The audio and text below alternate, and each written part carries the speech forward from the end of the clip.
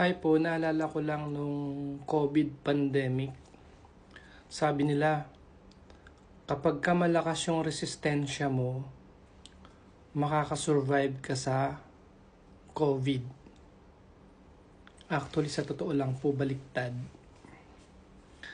Kapag ka malakas nga yung resistensya mo o yung immune system mo, lalo kang mapapahamak sa COVID. Yun po pumapasok yung tinatawag nila na cytokine storm. Yung pag masyadong nag-exaggerate yung response ng iyong immune system.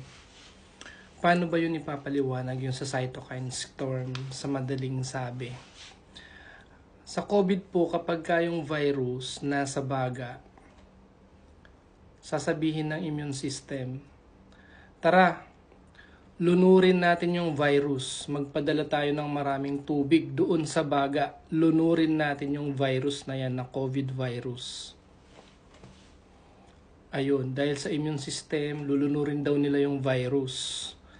Ang nangyari, ang nalunod, pinuno nila ng tubig yung virus, ang nalunod yung pasyente, hindi nalunod yung virus. Ganun po kasi yung idea ng cytokine storm.